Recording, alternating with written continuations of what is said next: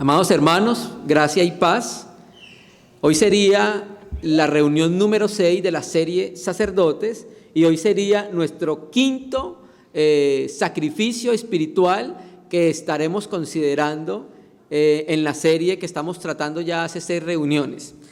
Vamos a recapitular para los hermanos. El primer sacrificio fue el sacrificio de oración, de alabanza. El segundo sacrificio fue de oración. Utilizamos la figura del incienso del antiguo pacto. El tercer sacrificio, hablamos nosotros acerca de la necesidad de presentarnos nosotros mismos al Señor como sacrificio vivo. Y hoy sería nuestro quinto sacrificio que estaríamos considerando en el día de hoy. Vamos a leer, como siempre hemos hecho en estas consideraciones, a Juan 4, verso 24 y Primera de Pedro 2:5, son los textos bases, porque ellos nos hablan acerca de la realidad de nuestra adoración a Dios, que nuestra adoración a Dios debe ser de acuerdo a la naturaleza de Dios y debe ser de acuerdo a la casa que Dios está edificando. Juan 4:24 dice: Dios es espíritu y los que le adoran en espíritu y en verdad es necesario que le adoren. Y Primera de Pedro 2:4 nos muestra claramente que Dios está edificando una casa y que nosotros somos piedras en esa casa. 2:4 y 5, acercándonos a él piedra viva, desechada ciertamente por los hombres, mas para Dios escogida y preciosa. Vosotros también, como piedras vivas, sed edificados como casa espiritual y sacerdocio santo, para ofrecer sacrificios espirituales aceptables a Dios por medio de Jesucristo. Entonces, hermanos, tenemos la naturaleza de Dios, que es espíritu. Tenemos que Dios le pide a los hombres que cuando se acerquen a Él, no se acerquen de cualquier manera, sino que se acerquen en adoración en espíritu, por causa de la naturaleza de Dios, que Dios es espíritu. Por eso tenemos un espíritu. Con el espíritu nosotros adoramos al Señor. La adoración comienza en el interior. La adoración no comienza en el alma. La adoración comienza en el espíritu. Y esa adoración desde el espíritu va permeando el alma del hombre. Por eso entonces hay algunos salmos donde se pareciera que se entendiera que el espíritu es como si le estuviera diciendo al alma que adora a Dios. Por ejemplo, bendice alma mía al Señor. ¿Cierto que sí? Entonces, hermanos, Dios es espíritu y Él está edificando una casa que le llama casa espiritual o oikos neumático, una casa espiritual. Entonces, la edificación de la casa, de las piedras, produce una casa grande para el Padre, para la habitación de Dios. Pero al mismo tiempo el texto de Segunda de Pedro dice que está edificándonos también como algo que llamó sacerdocio, ¿cierto? Entonces quiere decir que nosotros debemos tener un entendimiento desarrollado y maduro de lo que es la edificación de la casa y un entendimiento desarrollado y maduro de lo que es el sacerdocio. Y para la edificación del sacerdocio estamos viendo entonces los sacrificios espirituales que ofrecen los sacerdotes espirituales en la casa espiritual. Ya dijimos entonces que cada uno de los creyentes sobre la faz de la tierra es constituido un sacerdote para Dios nuestro Padre.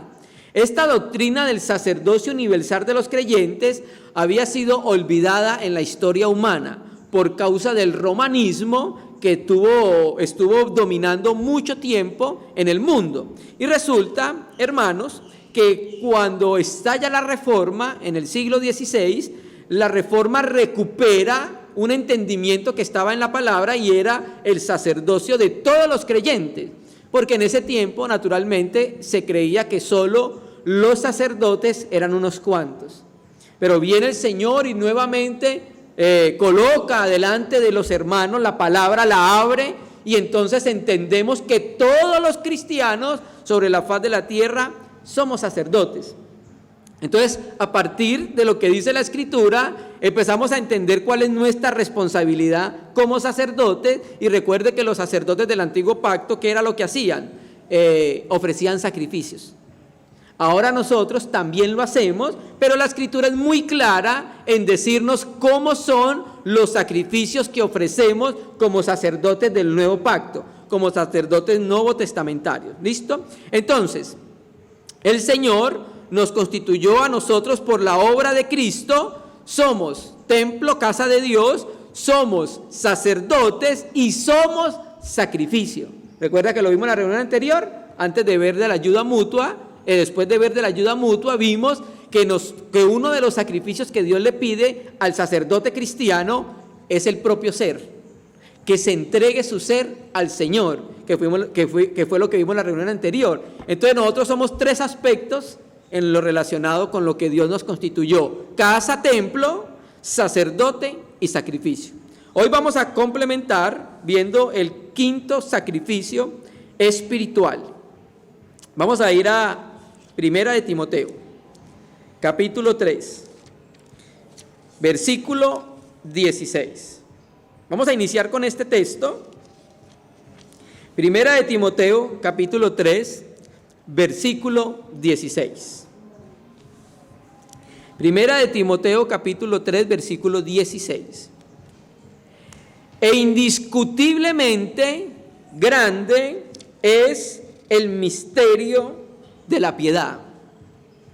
Dios fue manifestado en carne, justificado en el Espíritu, visto de los ángeles, predicado a los gentiles, creído en el mundo y recibido en gloria. Vamos a iniciar con este verso para mostrar el quinto sacrificio espiritual que nosotros como sacerdotes ofrecemos a Dios en su casa. Recuerda, hermanos, que estos principios son para aplicarlos en la casa de Dios. No queremos ser oidores olvidadizos. Lo dijimos en la reunión anterior. ¿Qué vamos a hacer con la palabra que estamos escuchando? ¿Llega a nuestro corazón y tiene una práctica? Entonces, hermanos, empezamos diciendo en este verso que acabamos de leer, que la iglesia cristiana en el primer siglo cantaba himnos y cánticos espirituales. Y esto que estamos leyendo acá, según se dice la historia de la iglesia, era un himno que cantaban los hermanos en ese tiempo, esta parte de la palabra. Entonces, el contexto es que falsos maestros trataron de introducirse a la iglesia en Éfeso, porque Timoteo estaba en la iglesia de Éfeso cuando Pablo le escribe antes de ser decapitado. Y estos falsos maestros se habían introducido en medio de la asamblea y estaban introduciendo falsas doctrinas.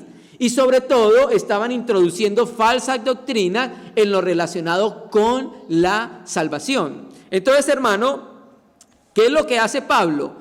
Le recuerda al apóstol, le recuerda a Timoteo que en los himnos, cánticos espirituales, se encuentran aspectos fundamentales y revelacionales de la palabra del Señor. Esto lo decimos porque la historia de la iglesia muestra claramente que Timoteo, cuando recibe la epístola de Pablo, se encontraba en la iglesia en Éfeso en ese momento. Entonces, hermano, estos himnos que cantaban los hermanos eran verdades fundamentales de la fe, como lo vamos a leer nosotros ahorita en este contexto. Entonces empezamos diciendo, grande es el misterio de la piedad. Bueno, si vemos el contexto, nos damos cuenta que el misterio de la piedad se encuentra en el versículo 9, que guarden el misterio de la fe. Entonces lo que va a hablar acá Pablo es el misterio de la piedad, es el misterio de la fe. Y el misterio de la fe tiene un contenido, amados hermanos. Lo que vamos a ver es lo que la iglesia confesaba como contenido de su fe. Y el contenido de la fe, ¿por qué empieza? Dios fue manifestado en carne o Él fue manifestado en carne. ¿Qué es eso? La encarnación del verbo. Es uno de los ítems fundamentales del cristianismo. Y si seguimos leyendo, hay un aspecto al que queremos llegar. 1. Predicado entre los gentiles.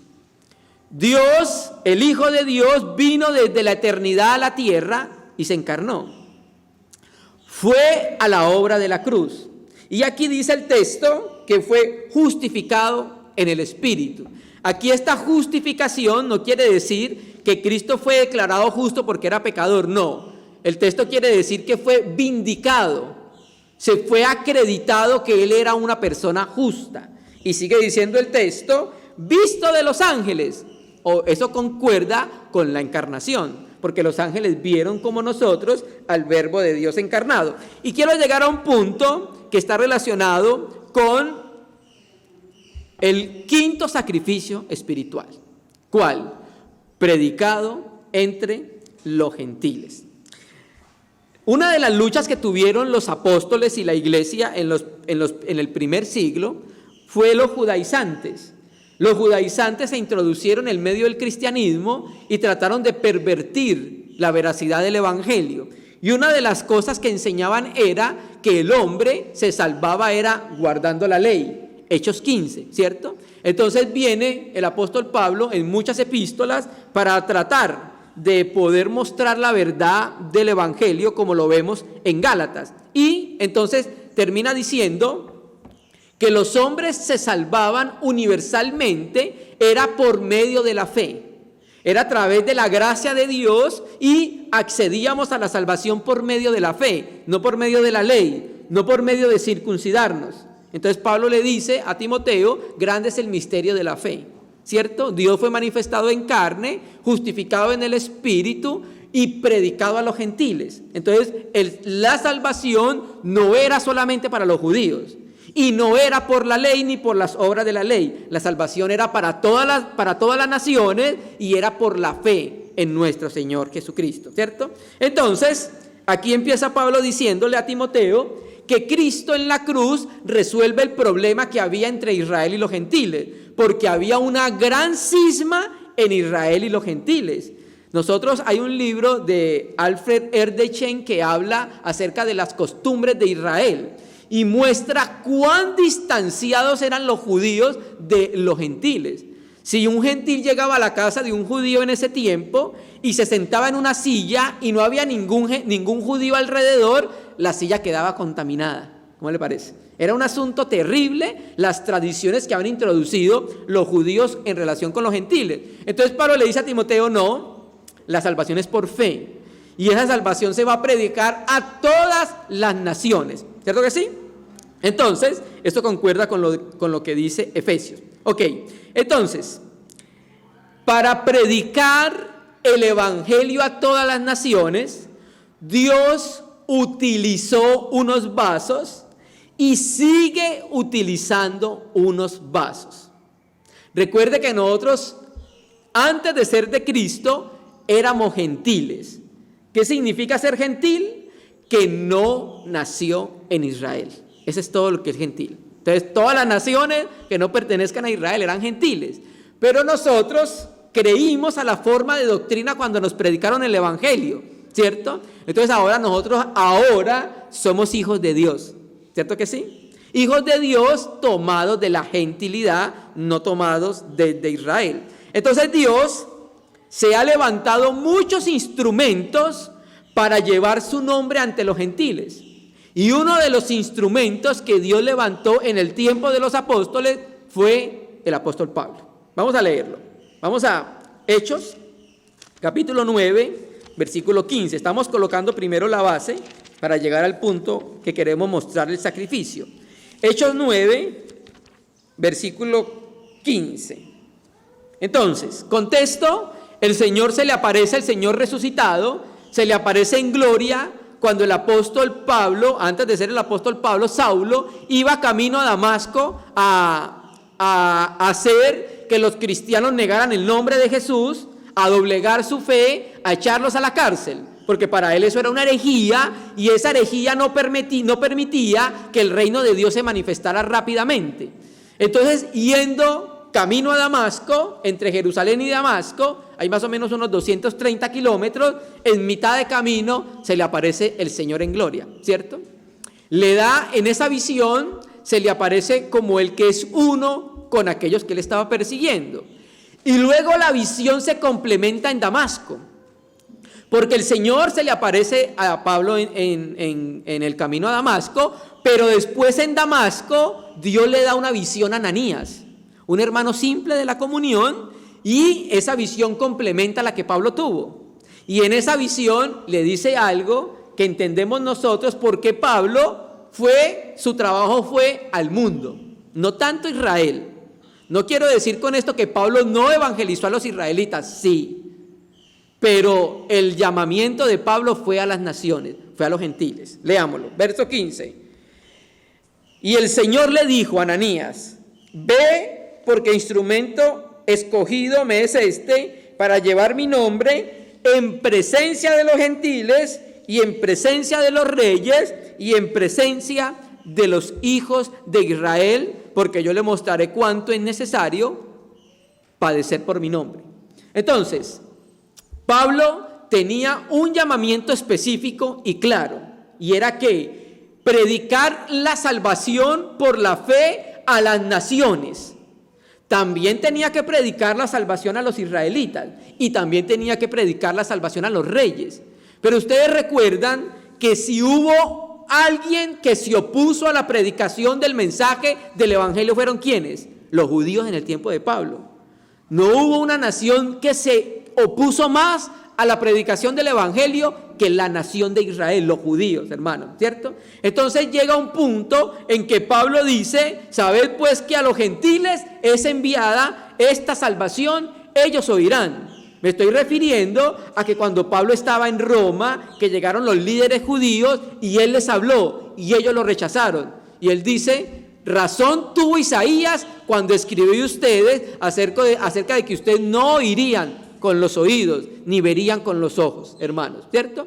Entonces, Pablo fue un instrumento utilizado para que las naciones pudiesen conocer quién era el Cristo, el Hijo del Dios viviente, para que las naciones pudiesen conocer que Dios tenía un hijo, para que las naciones pudiesen conocer que el hombre es pecador y se va para el infierno, y que el hombre puede ser librado de esa condición eterna al creer el mensaje que él llevaba. Por eso Pablo trabajó incansablemente, viajando, porque sabía que su ministerio era a los gentiles mayormente. Eso lo dice él muy claramente en la epístola a los romanos. Entonces, Pablo sabía que la predicación del evangelio iba a iluminar la mente oscurecida por el diablo en todas las naciones, hermanos. Por eso el Señor le dijo: te he colocado como luz para las naciones.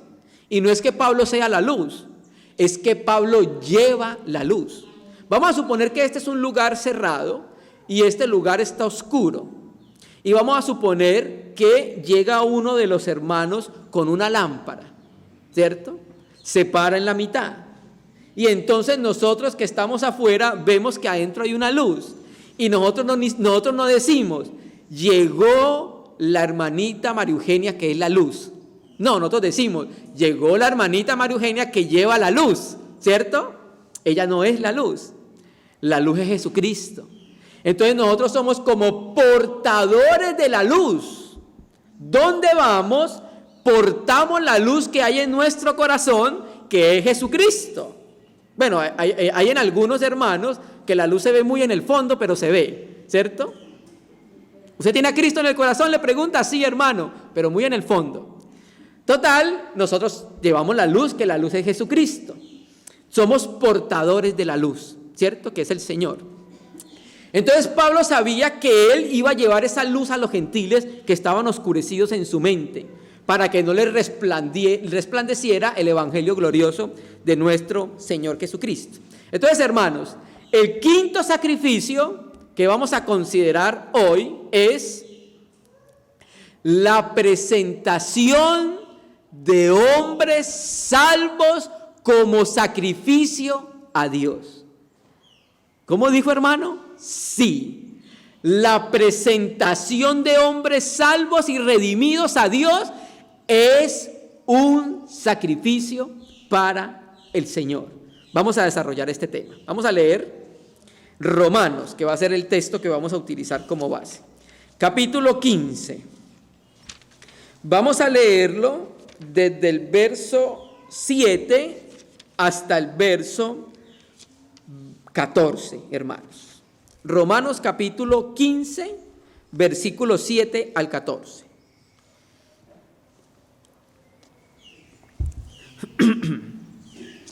Hoy traje varias versiones para hacer una comparación. Romanos capítulo 15, versículo 7. Por tanto, recibió los unos a los otros como también Cristo nos recibió para la gloria de Dios. Pues os digo que Cristo Jesús vino a ser siervo de la circuncisión para mostrar la verdad de Dios, para confirmar las promesas hechas a los padres, y para que los gentiles glorifiquen a Dios por su misericordia, como está escrito. Por tanto, yo te confesaré entre los gentiles y cantaré a tu nombre. Y otra vez, alegraos gentiles con su pueblo. Y otra vez, alabad al Señor todos los gentiles y magnificadle todos los pueblos. Y otra vez dice Isaías, estará la raíz de Isaí y él que se levantará a regir a los gentiles esperarán en él. Y el Dios de esperanza os llene de todo gozo y paz en el creer, para que abundéis en esperanza por el poder del Espíritu Santo. Pero estoy seguro de vosotros, hermanos míos, de que vosotros mismos estáis llenos de bondad, llenos de todo conocimiento, de tal manera que podéis amonestarnos unos a los otros. Entonces, hermanos, empezamos viendo que Pablo vio lo que no vio Israel. ¿Qué no vio Israel? La salvación para los gentiles. Los israelitas creyeron, los religiosos, que solamente la salvación iba a ser para ellos. Pero resulta que estos versículos que Pablo está citando están mostrando que él entendió que la salvación también estaba en la ley para los gentiles. Una lectura clara, llana del antiguo pacto, se dará cuenta que Dios tenía promesas para incluir en la salvación a los gentiles. Los israelitas no lo vieron. Pablo lo vio porque le está escribiendo a unos gentiles y le muestra que Dios ya había profetizado que ellos como gentiles iban a entrar a la salvación prometida en las Sagradas Escrituras por medio de los profetas. Y en esa salvación quiero que nos detengamos en el verso 15, que es el que nos 15 y 16, que es el que nos habla acerca de la presentación de hombres salvos como sacrificio al Señor. Dice, mas os he escrito, hermanos, en parte con atrevimiento, como para haceros recordar por la gracia que de Dios me es dada, para ser ministro de Jesucristo a los gentiles. Escuche su Biblia. Ministrando el evangelio de Dios para que los gentiles les sean ofrenda agradable, santificada por el Espíritu Santo. Pablo empieza a dar la razón por la cual hace esta exhortación a los hermanos. Esta epístola, este escrito, era un escrito que quería hacerlos reflexionar en cuanto al llamamiento que él tuvo de parte de Dios y en cuanto al propósito que tuvo con ese llamamiento. Entonces, si ven, el apóstol Pablo habla aquí de una gracia que él recibió. Claramente, la gracia que él recibió es la alusión al don de apóstol para ir a las naciones. Vamos a leerlo en Gálatas capítulo 1. Gálatas capítulo 1, versículo 15 y 16. Pablo había sido elegido para un ministerio específico antes de nacer. Pablo no existía antes de nacer, como ninguno de nosotros, porque nosotros no preexistíamos. Pero en el plan de Dios, Dios escogió a Pablo para un ministerio y para un servicio. Y no solamente a Pablo, Dios escogió a cada uno de sus hijos para salvación y también los dotó con ministerios y servicios para la edificación de la casa de Dios.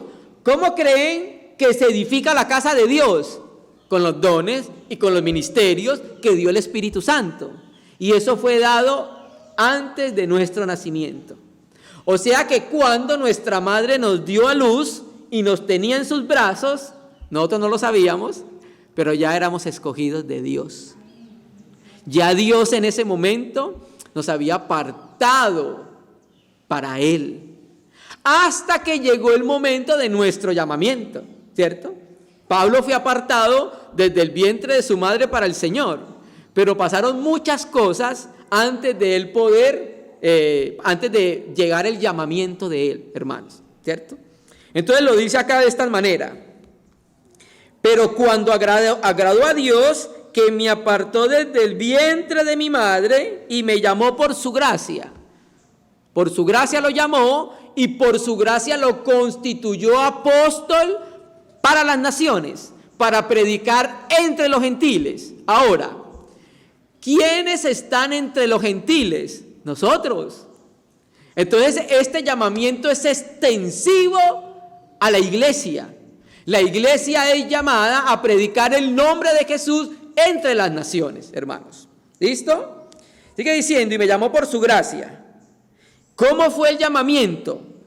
Revelar a su Hijo en mí. Hermano, esto es lo que es el cristianismo. El cristianismo es una revelación de quién es Jesucristo. El cristianismo no son doctrinas, religiones y prácticas exteriores. El cristianismo es la revelación de una persona en el corazón de ella.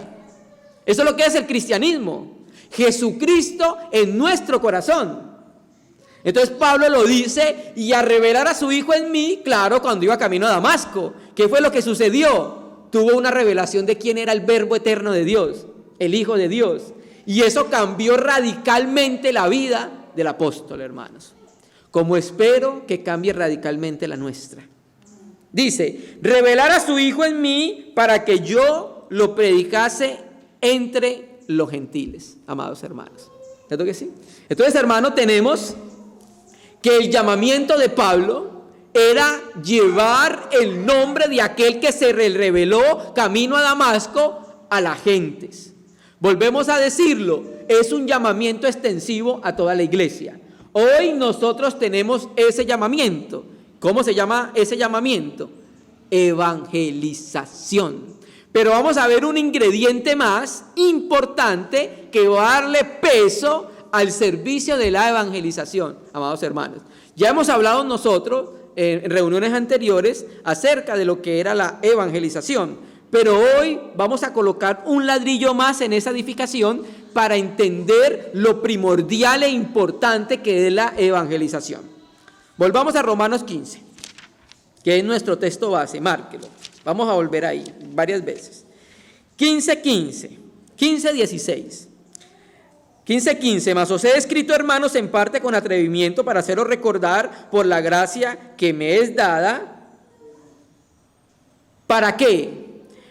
Para ser ministro de Jesucristo a los gentiles.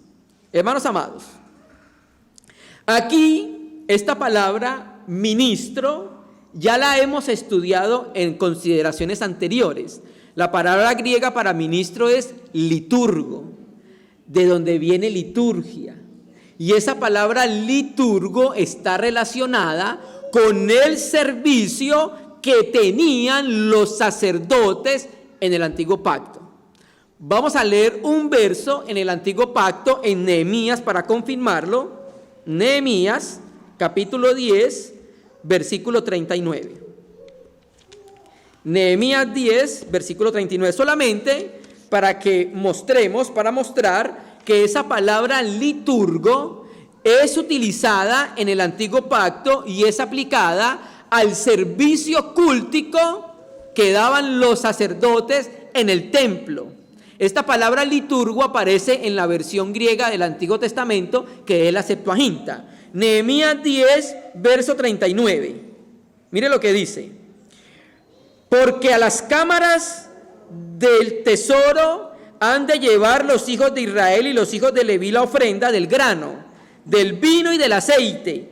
Allí estarán los utensilios del santuario y los sacerdotes que ministran. Esa palabra sacerdotes que ministran es la palabra griega gireos liturgo, que es la misma que se utiliza acá en el Nuevo Pacto cuando se refiere a los sacerdotes que sirven. Entonces, hermanos amados, Dios escogió a Pablo y le dio una gracia, ¿cuál? Para ser ministro o para ser liturgo de Cristo Jesús a los gentiles, ¿cierto? Entonces esa frase servidor o ministro nos muestra cuál era el propósito que tenía Pablo y cómo era la manera en que Pablo servía a Dios, cómo era la manera en que Pablo servía a Jesucristo, cómo siendo ministro a los gentiles, ¿cierto? Y en ese ministerio y en ese servicio llevaba el nombre de Cristo a todas las naciones. Entonces, hermanos, el servicio de Pablo era servir, ministrar a los gentiles, porque Dios lo había llamado a eso. ¿Cómo servía a Dios ministrando a los gentiles? Lo dice el texto muy claramente. Vamos a volver a leerlo, verso 16. Para ser ministro de Jesucristo a los gentiles, ministrando el evangelio de Dios, para que los gentiles les sean ofrenda agradable, santificada por el Espíritu Santo. Quiero leer la traducción de la Biblia de las Américas, que nos muestra un poco más claro el sentido de la frase. Romanos 15, verso 16. Para ser ministro de Cristo Jesús a los gentiles, ministrando a manera de sacerdote el evangelio de Dios, a fin de que la ofrenda que hago de los gentiles sea aceptable, santificada por el Espíritu Santo. Y si vemos la Biblia textual 4, también tiene una traducción muy parecida en el libro de los Romanos. Romanos 15, verso 16. Dice: para ser servidor de Cristo Jesús a los gentiles, oiga, oficiar como sacerdote el evangelio de Dios, para que la ofrenda de los gentiles llegue a ser agradable, santificada por el Espíritu Santo, amados hermanos. Entonces, hermanos, aquí estamos viendo esta palabra que no aparece en la traducción de Reina y Valera. En la traducción de Reina y Valera aparece, ya le digo, ministrando el evangelio. Aparece ahí. Esa palabra ministrando el evangelio en el griego significa ministrando como sacerdote, servir como sacerdote. Por eso me parece excelente la traducción de la Biblia de las Américas, que dice en el 16, espérate que me pasé a 1 Corintios, en el 16 dice: ministrando a manera de sacerdote el evangelio de Dios. Esa palabra ministrando es la palabra griega iriojunta. Esa palabra significa trabajar en las cosas sagradas, ministrar como sacerdote. Pablo, el apóstol, tenía una elevada concepción de su obra como predicador del evangelio, ¿cierto? Y de la misma manera que los sacerdotes tenían un elevado entendimiento de la obra que ellos hacían como sacerdotes. El hermano Gino, él dice que nosotros debemos inventarnos un nuevo verbo para traducir esta palabra. El hermano Gino coloca este ejemplo. Él dice, por ejemplo, que el navegante está navegando. Y él dice entonces que el sacerdote está sacerdotando el evangelio. Entonces él dice que debemos agregar esta palabra, este verbo en el castellano, sacerdotando. La Biblia de Casiodoro de Reina de 1569 traduce sacrificando el evangelio, ¿cierto? Entonces, hermano, la manera en que Pablo servía como sacerdote era que evangelizando como sacerdote a los gentiles. O sea, lo que hacía el apóstol Pablo era que estaba en nombre de Dios oficiando y sirviendo a través de la proclamación del mensaje del evangelio. Esa era la manera como Pablo servía como sacerdote. Quiere decir entonces que en la aplicación nosotros ofrecemos sacrificio cuando ¿qué? Cuando evangelizamos a las personas. Estamos ofreciendo un sacrificio espiritual agradable a Dios por medio de Jesucristo, amados hermanos, ¿cierto? Entonces volvamos a leerlo. 16, me pasó. 16 de Romanos 15, de la Biblia de las Américas. Para ser ministro de Jesucristo a los gentiles, ministrando a manera de sacerdote el evangelio de Dios. Esa ministración, ese servicio como liturgo, porque los liturgos no son solamente los que hacen liturgia en el templo católico, son los creyentes en Jesucristo.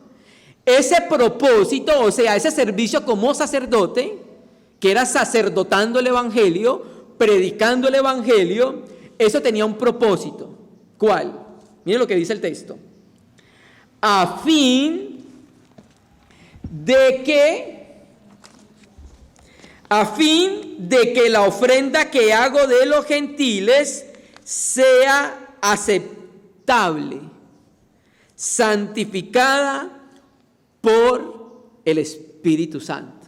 Muy importante, hermanos. Y es aquí el centro de lo que queremos compartir hoy. ¿Cuál es este sacrificio? Presentar hombres salvos ante el Señor. Eso es un sacrificio que agrada a Dios. Entonces, los gentiles convertidos a Jesucristo era la ofrenda presentada a Pablo por Dios, hermano. Cada persona que él presentaba convertida era como si Pablo le dijera: Señor, este es mi ofrenda como sacrificio y como sacerdote que soy delante de ti. Entonces, no solamente nosotros entendemos con esto nuestro deber y responsabilidad de evangelizar, sino que estamos viendo algo más implícito en ese servicio. Es una ofrenda a Dios. No es que nosotros convirtamos la persona, no, eso lo va a hacer Dios. Pero sí, a través de nuestra predicación puede llegar luz a la persona y convertirse a Jesucristo.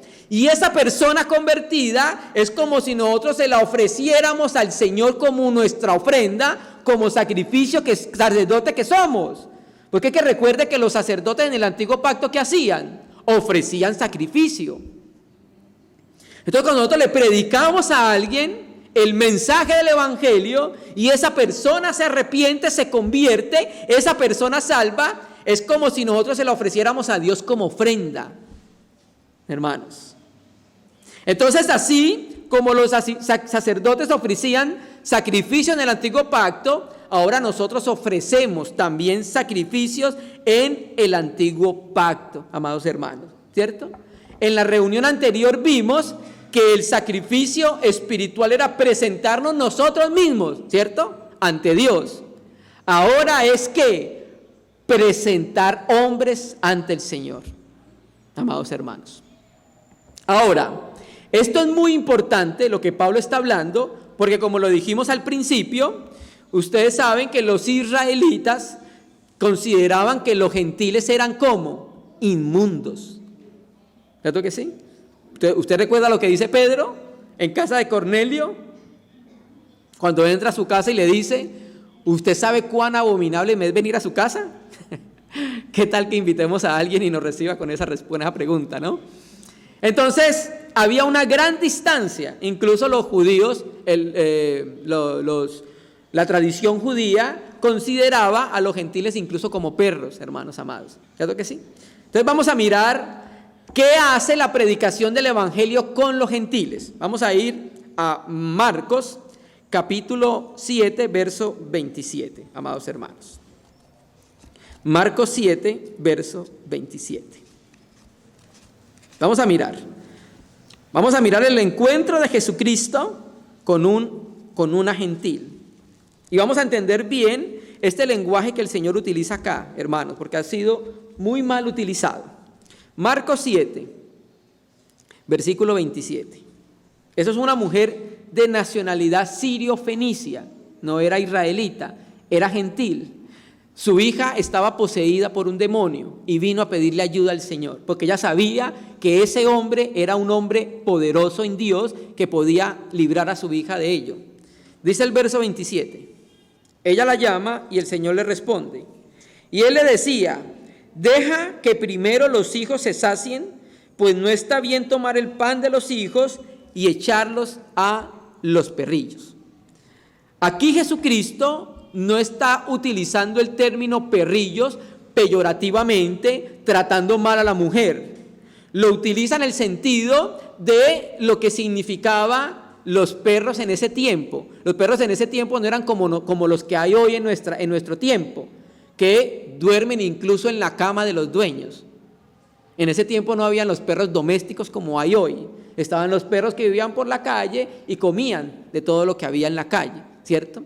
Pero aquí lo que está tratando de decirle ella es que razone. ¿Qué le parece si yo cojo la comida de los hijos de la casa y se la doy a los animales que están afuera? Eso es lo que está tratando de decir ella. El Señor está tratando de que piense en esto. No está utilizando el término perrillos en el mismo sentido que la utilizaban los judíos para referirse despectivamente a los gentiles. ¿Cierto que sí? Entonces el Señor le dice, bueno, piense usted, mi trabajo es para los hijos. ¿Quién eran los hijos? Israel. El Señor lo dijo, yo fui enviado a las ovejas perdidas de la casa de Israel, ¿cierto? Entonces esta mujer se le acerca y le dice que la ayude. El Señor le dice, piense que no está bien darle la comida que es para los hijos, quitársela de los hijos y dárselas a los perrillos, para que entendiera el lenguaje. Entonces la mujer responde con fe y dice, ay Señor, hasta de las migajas comemos nosotros, ¿cierto que sí? Entonces efectivamente por eso fue liberada del demonio la niña, y lo más probable es que esta mujer había sido salva por creer al mensaje del evangelio, ¿cierto? Entonces, ¿qué mostramos con esto? Que los gentiles, al ser evangelizados, son limpiados de su inmundicia, ¿cierto que sí? Ahora, ¿será que los judíos no eran inmundos? Hermanos, todos los hombres nacimos pecadores y todos los hombres íbamos para la condenación eterna. Todos los hombres hacíamos lo que desagradaba ante el Señor. Así lo dice Isaías, que incluso nuestras buenas obras que nosotros consideramos como grandes obras de justicia son como ¿qué? Trapo de inmundicia. El texto hebreo literalmente dice trapo de menstruo. Así dice el texto hebreo. Eso éramos nosotros para el Señor. Pero por la predicación del evangelio, cuando Pablo evangelizaba a los gentiles eran limpiados, los gentiles eran lavados.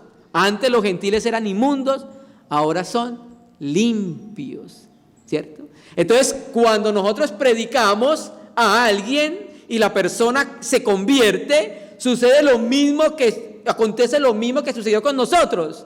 También estamos inmundos. Y el Señor nos limpió por medio del mensaje del evangelio, por su palabra.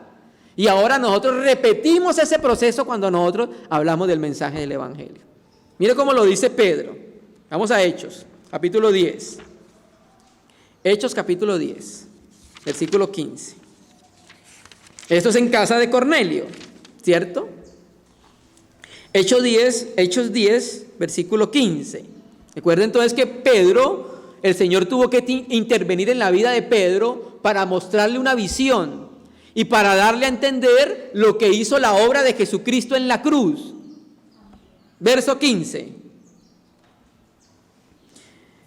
De nuevo, por segunda vez, llegó a él una voz: lo que Dios ha limpiado, no lo llames tú impuro. Vale, lo Reina y Valera 60. Volvió la voz a él y la segunda vez, lo que Dios limpió, no lo llames tú común. Y el verso 28, para complementar la idea, le dice, cuando entró a casa de Cornelio, y le dijo, vosotros sabéis cuán abominable es para un varón judío juntarse o acercarse a un extranjero, pero a mí me ha mostrado Dios que a ningún hombre llame común o inmundo.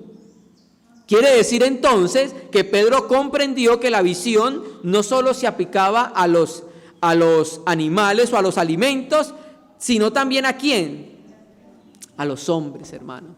Entonces Pedro entendió que Dios iba a limpiar a los gentiles. ¿Cómo los iba a limpiar? Por la predicación del mensaje del evangelio. Mira lo que le dice el Señor Jesucristo a los apóstoles cuando estaban reunidos. Pedro le dice en capítulo 13, cuando él se puso la toalla como un siervo, como un esclavo, y empezó a lavar los pies. Y Pedro le dijo primero, Señor, no me laves.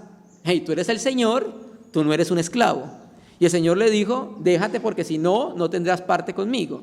Entonces Pedro no entendió bien a qué se refería el Señor en el momento, y le dice, no solo los pies, sino todo el cuerpo. Y el Señor Jesucristo le dice, no, necesita solamente lavarse los pies. Eso tiene un significado en el contexto histórico. Pero lo que queremos apuntar es que en Juan 15, cuando se habla de la vid verdadera, el Señor utiliza esta palabra. Ya vosotros estáis limpios, ¿por qué?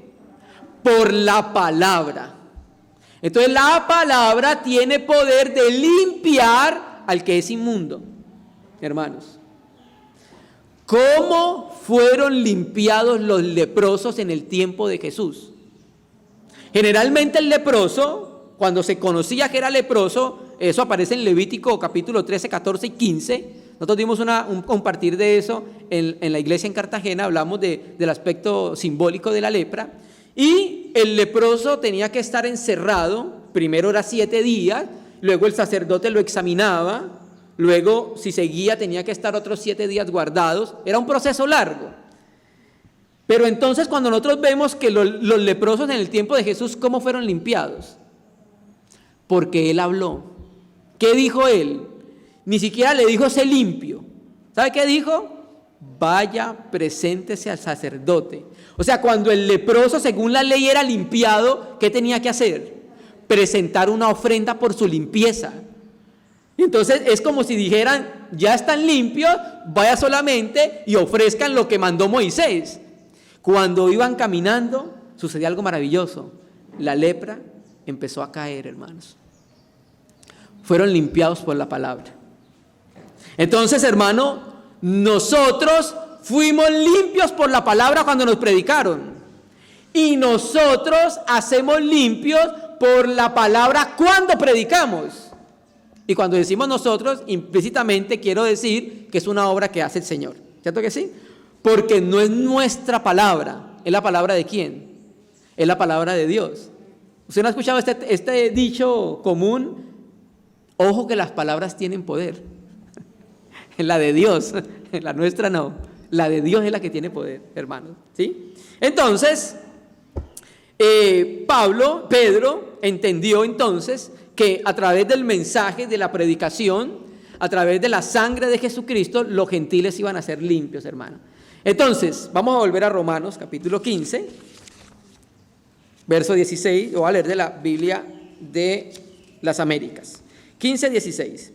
Para ser ministro de Jesucristo a los gentiles, ministrando a manera de sacerdote del evangelio.